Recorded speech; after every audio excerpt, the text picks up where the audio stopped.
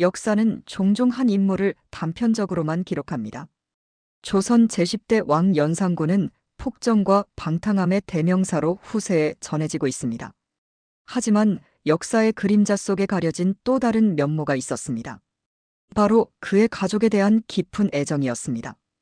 연산군 이름 앞에 붙는 수많은 수식어들은 대부분 폭군, 광기, 음란과 같은 부정적인 것들이었습니다. 그러나 실록의 기록을 살펴보면 우리가 알지 못했던 연산군의 다른 모습이 드러납니다. 특히 그의 정실 부인인 중전 신씨와의 관계는 많은 이들의 예상을 벗어납니다. 신씨는 신수군의 동생으로 후덕하고 엄정한 성품을 지닌 여인이었습니다. 연산군은 이런 신씨를 진심으로 아끼고 존중했습니다. 조선왕조실록에는 연산군이 신씨를 각별히 여긴 흔적들이 여러 곳에서 발견됩니다. 신씨가 왕대비와 함께 설릉에 제사를 지내고 돌아올 때면 연산군이 직접 교회나 제천정에 나가 맞이했다는 기록이 있습니다. 또한 신씨가 친잡례를 행했다는 이유로 특별히 교서를 반포하기도 했으며 그녀의 덕을 황금에 새겨 칭송하기도 했습니다. 더욱 주목할 만한 것은 역사상 가장 처참한 숙청으로 기록된 갑자사화 때의 일입니다. 당시 연산군의 분노는 하늘을 찌를 듯했고 그 누구도 감히 그의 앞에 서지 못했습니다. 그러나 이런 서슬퍼런 상황에서도 신씨는 달랐습니다. 연산군이 손에 검을 들고 자순대비에게 위협을 가할 때 신씨는 몸을 던져 자순대비를 보호했습니다. 어떤 신하도 감히 하지 못한 일을 한 것입니다. 놀랍게도 연산군은 신씨의 이런 행동에도 분노하지 않았습니다. 역사 속에서 연산군의 분노를 무사히 견뎌낸 거의 유일한 인물이 바로 그의 부인 신씨였습니다. 연산군과 신씨의 관계는 단순한 부부관계를 넘어섰습니다. 그들은 함께 8명의 자녀를 두었는데 이는 연산군이 다른 모든 후궁들과의 사이에서 낳은 자녀 수보다도 많은 것이었습니다. 연산군에게는 약 20명의 후궁이 있었다고 전해지지만 그중 실제로 자녀를 낳은 이는 많지 않았습니다. 이는 연산군이 신씨와의 관계를 특별히 중요시했음을 보여주는 증거입니다. 중종반정으로 연산군의 시대가 막을 내리던 그 순간에도 두 사람의 깊은 애정은 빛을 발했습니다. 반정 세력에 의해 왕위에서 쫓겨나 유배를 떠나게 된 연산군과 신씨는 각각 다른 곳으로 보내졌습니다. 이때 신씨는 눈물로 호소했습니다. 제발 연산군과 함께 가게 해주십시오. 이 간절한 청원은 받아들여지지 않았고 두 사람은 서로 다른 곳에서 생의 마지막을 맞이하게 되었습니다. 연산군의 최후는 더욱 비통했습니다. 강화도로 유배된 그는 그곳에서 쓸쓸히 생을 마감했습니다. 교동수직장 김양필과 군관구세장이 중종에게 연산군의 죽음을 보고할 때 그들은 이렇게 전했습니다. 죽을 때 다른 특별한 말은 없었고 그저 중전이 보고 싶다는 말만 남겼습니다.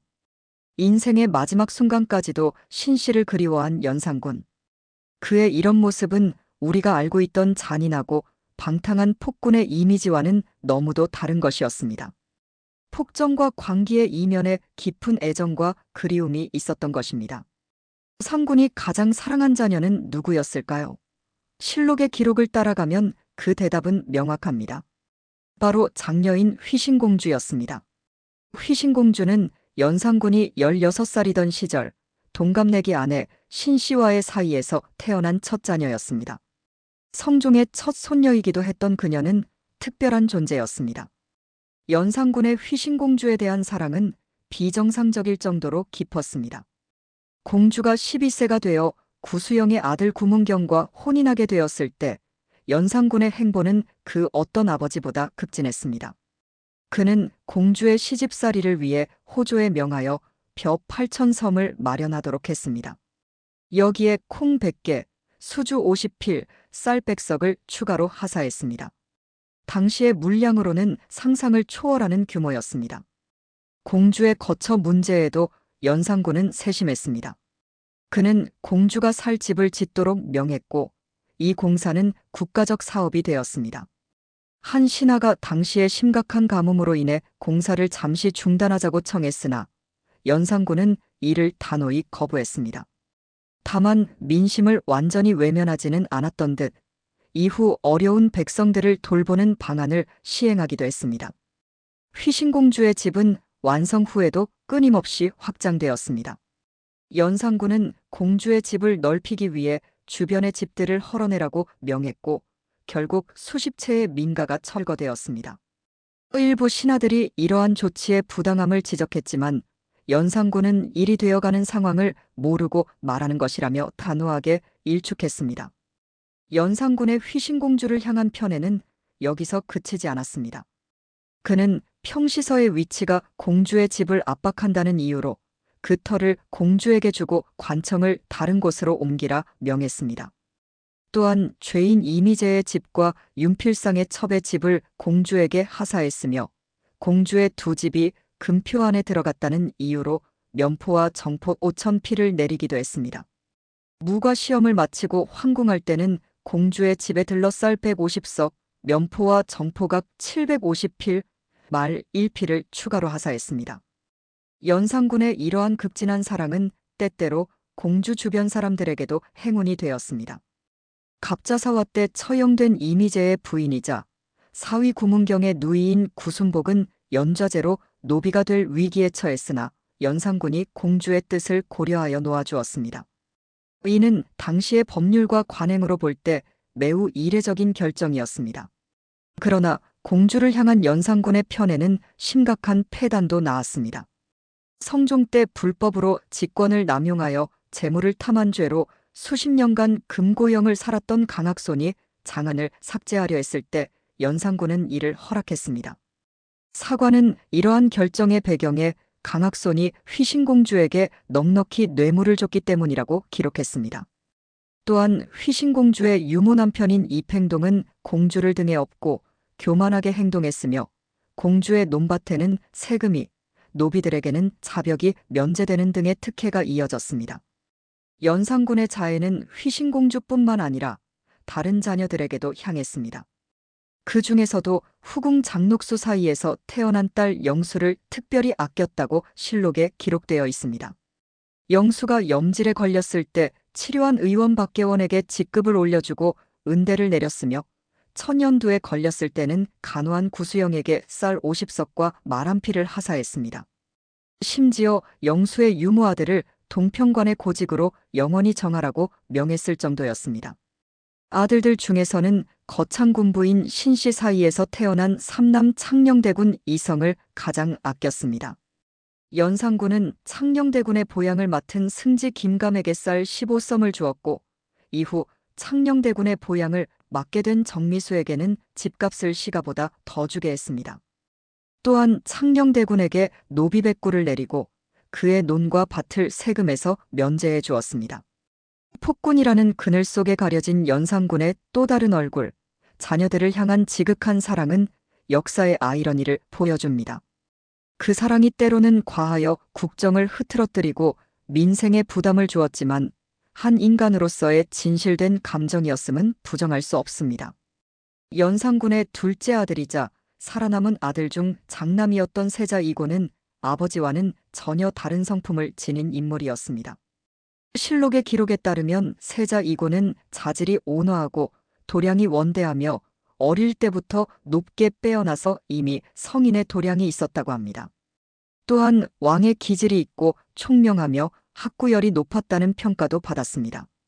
만 4세의 나이에 왕세자로 책봉된 이고는 일찍부터 왕자다운 면모를 보였습니다.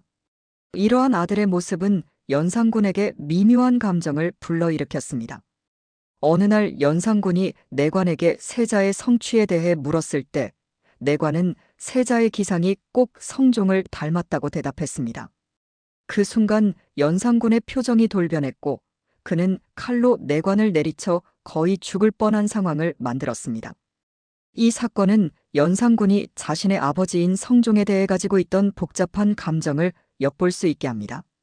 세자 이고가 7세가 되었을 때는 그의 성품이 더욱 굳세고 침중하며 엄숙해졌다고 합니다. 어느 날 연산군이 경회로에서 흥청들과 함께 음악을 연주하며 잔치를 벌이던 중 세자를 불러 자신이 죽은 후에도 이 흥청들을 잘 돌볼 것인지 물었습니다. 그러나 세자 이고는 뜻밖에도 대답하지 않고 묵묵히 서 있었습니다. 이 일은 연산군이 세자를 꺼리게 된 결정적인 계기가 되었다고 합니다. 아버지와 아들 사이에 은밀한 기싸움이 시작된 것입니다. 이러한 갈등은 단순한 가족 내 불화에 그치지 않고 후일 중종 반정의 복선이 되었습니다. 반정이 일어나기 전 박원종 등은 중종을 임금으로 추대할 계획을 세웠습니다. 그들은 거창군 신씨의 친오빠이자 연산군의 처남인 신수군에게 접근했습니다.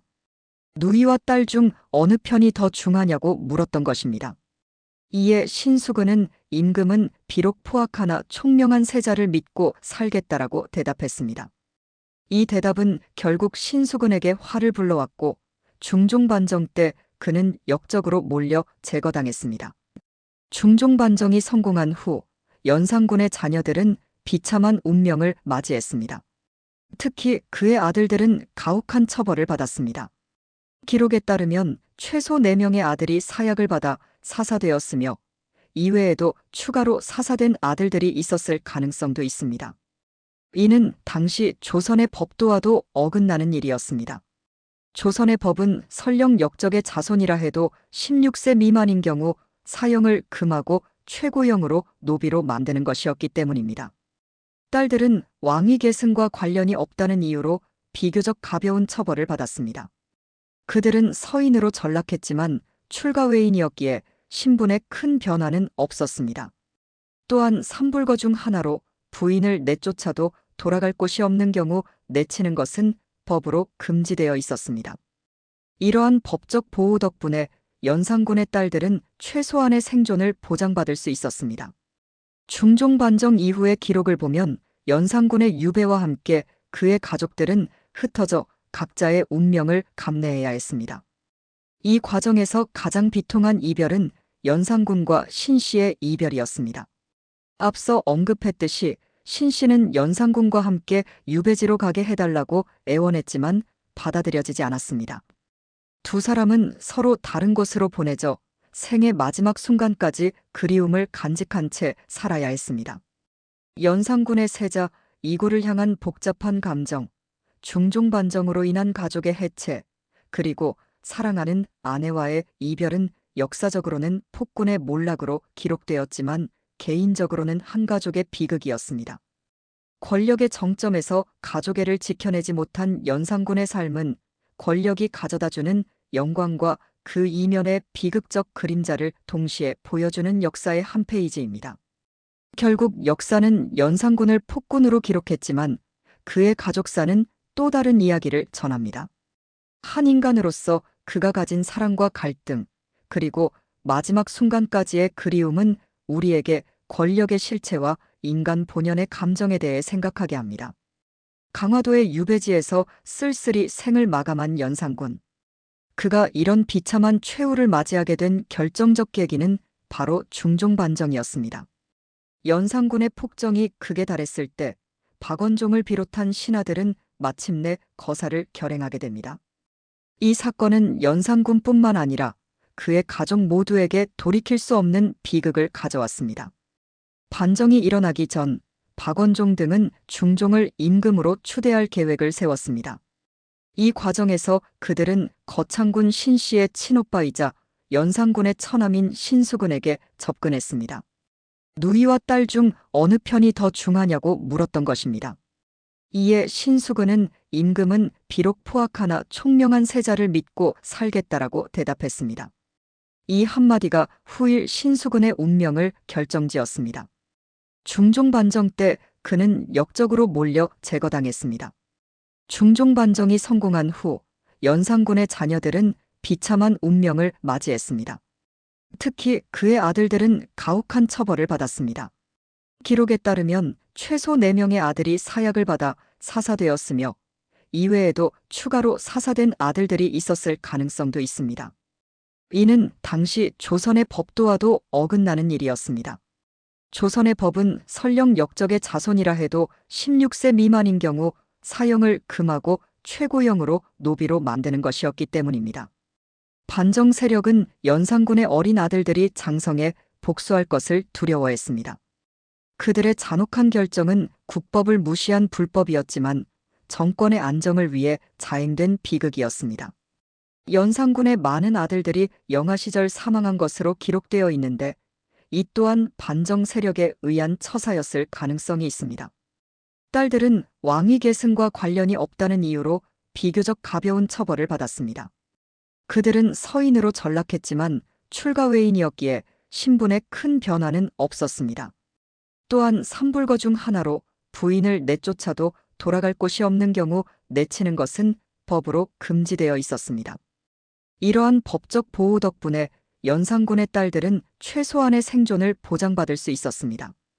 이 시기에 가장 가슴 아픈 이별은 연산군과 신씨의 이별이었습니다. 중종 반정으로 연산군이 왕위에서 쫓겨나 유배를 떠나게 되었을 때 신씨는 함께 가게 해달라고 눈물로 호소했습니다. 제발 연산군과 함께 가게 해주십시오.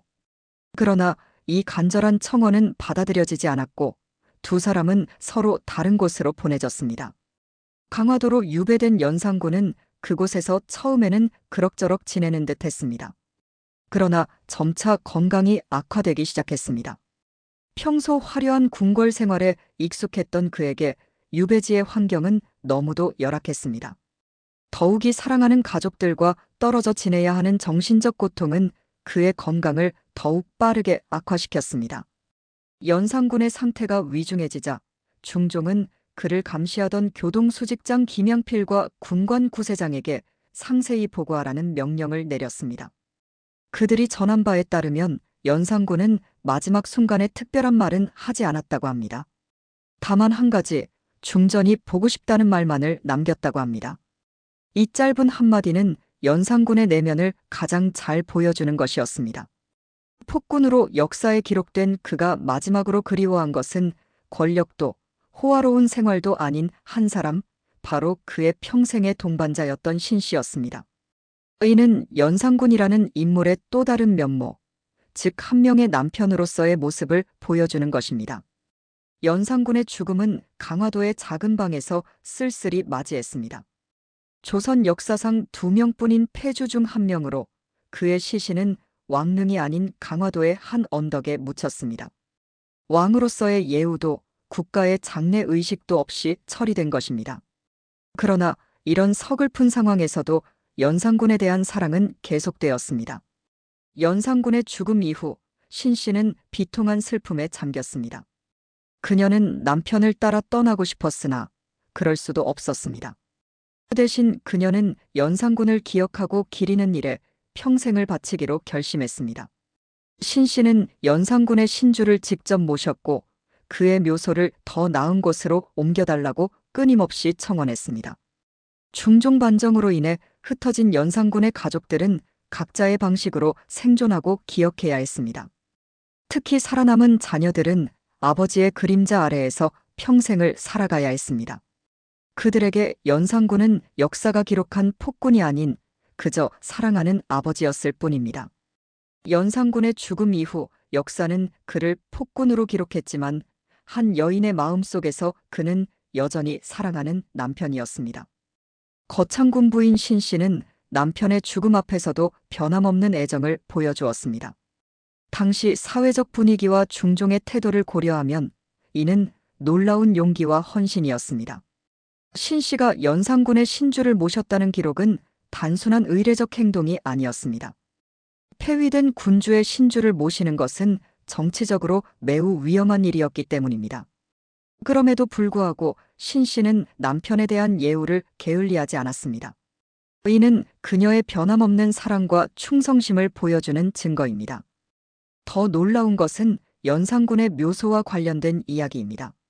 처음 강화도에 초라하게 묻혔던 연산군의 시신을 신씨는 더 나은 곳으로 옮겨달라고 끊임없이 청원했습니다.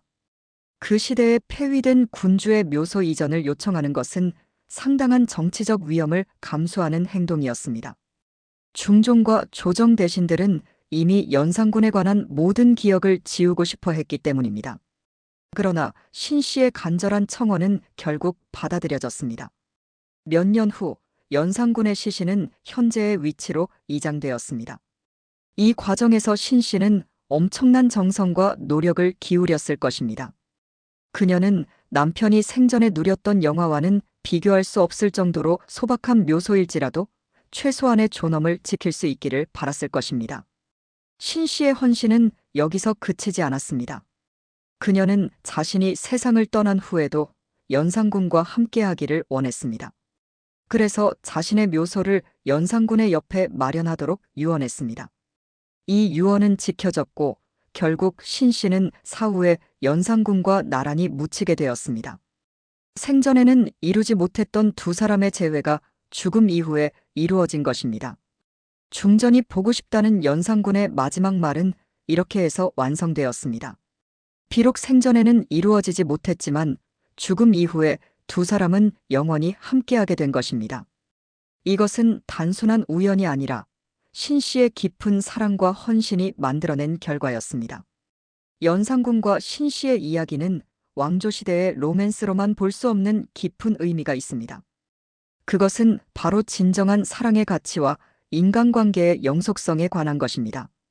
연산군이 절대 권력을 가졌을 때나 모든 것을 잃고 비참하게 죽음을 맞이했을 때나 신 씨의 마음은 변함이 없었습니다.